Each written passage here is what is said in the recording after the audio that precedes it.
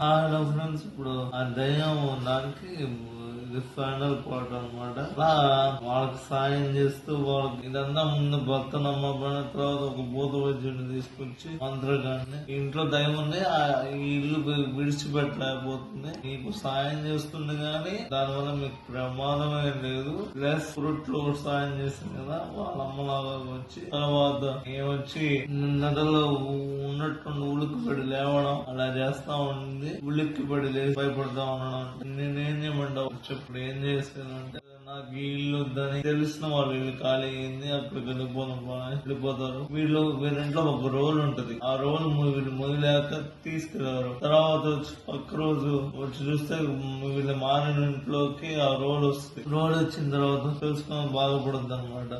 ఇంత సాయం చేస్తుంటే నేను ఎందుకు భయపడాలి అని చెప్పి మళ్ళీ పాత ఇంటికి వెళ్ళిపోదాం బావా అని చెప్పి వెళ్ళిపోద్ది అనమాట. ఆ రోలు అక్కడ పెట్టొచ్చిన తర్వాత మళ్ళీ ఇప్పుడు సాయం చేసేదానికి కానీ వీళ్ళ జీవితంలో మళ్ళీ రాలేదు. వాళ్ళ ఆవిడ వచ్చి దీన్నే తలుచుకుంటూ బాధపడుతూ ఉంటుంది. అదుంటే ఎంత సాయం చేసేది, ఎంత తొందరగా పని అయిపోయేది, ఎంత సాయంగా ఉండేది అని బాధపడుతూ ఉంటుంది. ఇంకా అది ఫ్రెండ్స్ కథ కంచికి మనం ఇంటికి ఇంకో స్టోరీతో మేము ముందుకు వస్తాం.